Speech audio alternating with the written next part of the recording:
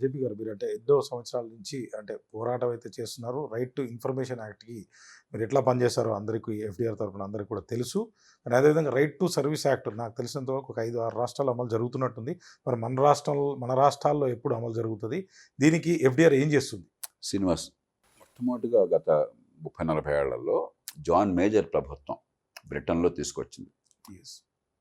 Citizens charters అన్న కాన్సెప్ట్ని. అంటే ప్రజలకి ప్రభుత్వం నుంచి హక్కుగా సేవలు పొందే పద్ధతి కావాలని చెప్పాను. ఊరికి అర్జీ పెట్టి వాడు చేస్తే సంతోషం, చేయకపోతే మన కర్మ అనుకునేది కాకుండా నిజంగా ఆ దేశాల్లో సేవలు బాగా అందుతాయి. అయినా కూడా మరింత ప్రమాణాలు పెంచడం కోసం అని చెప్పని చాలా ప్రామాణికమైన రీతిన వాళ్ళు సేవల కోసం ఏర్పాటు చేశారు. ఉదాహరణకి ఎలక్ట్రిసిటీ, దానిలో మీరు చూసినట్లయితే ఒకటి నిరంతరం ఉండాలి. పొరపాటున ఫ్యూజ్ పోతే వెంటనే అరగంట లోపల, గంట లోపల మళ్ళీ దాన్ని సరిచేయాలి. వోల్టేజ్ ఫ్లక్చుయేషన్ ఉండకూడదు. ఇలా ప్రమాణాలు నిర్ణయించారు. ఎవరు చేస్తారు బాధ్యత నిర్ణయించారు. విఫలమైతే అది గొప్ప విషయం. కాలపరిమితి నిర్ణయించారు. కాలపరిమితి లోపల పరిష్కారం కాలేదనుకోండి, గంటకింత పరిహారం చెల్లించాలని ఏర్పాటు చేశారు. ఎవరు సార్? గవర్నమెంటా, జాబ్ హోల్డర్? ఏ శాఖ అయితే ఇప్పుడు ఎలక్ట్రిసిటీ ఉందనుకోండి, ఎలక్ట్రిసిటీలో ఆ ఉద్యోగి కానీ ఆ శాఖ కానీ డబ్బులు చెల్లించాలి. పౌరుడిగా నాకు నష్టం జరిగింది అంటే ఒక హక్కుని చట్టబద్ధం చేశారు.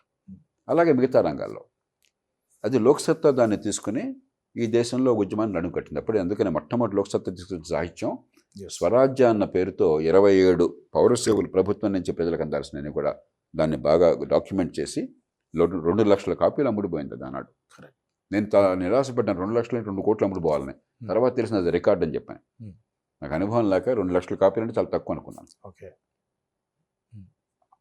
మొట్టమొదటిగా ఆంధ్రప్రదేశ్ రాష్ట్రంలో దేశంలో తొలి సిటిజన్స్ చార్టర్ వచ్చింది.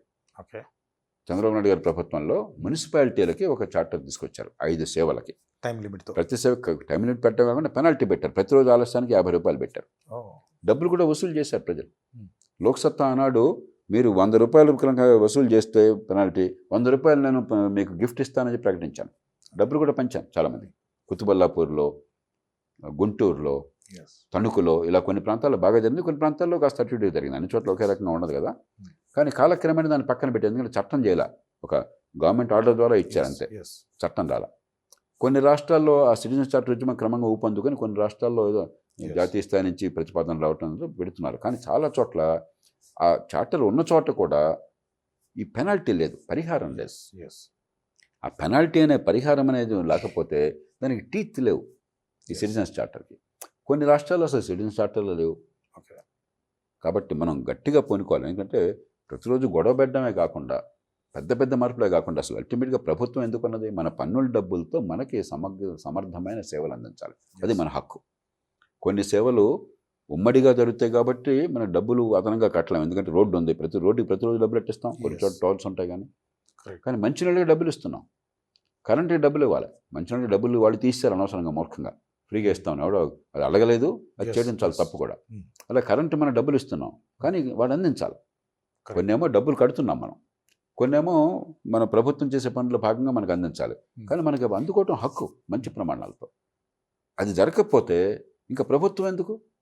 ప్రభుత్వం ఉన్నది కేవలం సొంతంగా మనం చేసుకోలేని పనుల కోసం. దానికి డబ్బులు చెల్లిస్తోంది మన డబ్బు. అది ముఖ్యమంత్రి గారి సొంత డబ్బు కాదు, ఎమ్మెల్యే గారి ఆస్తి తాకట్టు పెట్టిన డబ్బు కాదు, ఇది మన డబ్బు. అయితే మనం ఇచ్చిన పన్నుల డబ్బు, లేకపోతే అప్పు తీసుకొచ్చిన డబ్బు. మన పేరుతో అప్పులు తెచ్చాల్సిన మళ్ళీ మనమే. ప్రభుత్వం అన్నది ప్రధానంగా ఉమ్మడి సేవలు అందించడం కోసం. అది పక్కన పెట్టేశారు. ఇందాక అనుకున్నాం మనం, తాత్కాలికంగా వ్యక్తిగతమైనటువంటి లాభం చూపెట్టి ఓటు దండుకోవడం తప్పితే అసలు ప్రభుత్వం ఎందుకుందో మర్చిపోయారు. ప్రభుత్వాన్ని మానవజాతి ఏర్పాటు చేసుకున్నది మనకు అవసరమైనవి, సొంతంగా చేసుకోలేనివి, ఉమ్మడిగా మాత్రమే చేయగలవి చేయడం కోసం ప్రభుత్వాన్ని పెట్టాం. అవే పౌర సేవలు.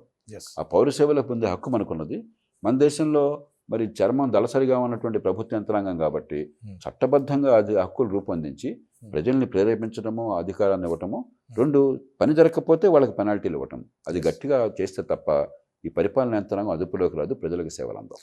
Right sir. ఎఫ్‌డిఆర్ అయితే ఈ పాలసీని గవర్నమెంట్లకు ఇచ్చి అమలు చేపిస్తుంది అని అయితే కోరుకుందాం. సెలవు.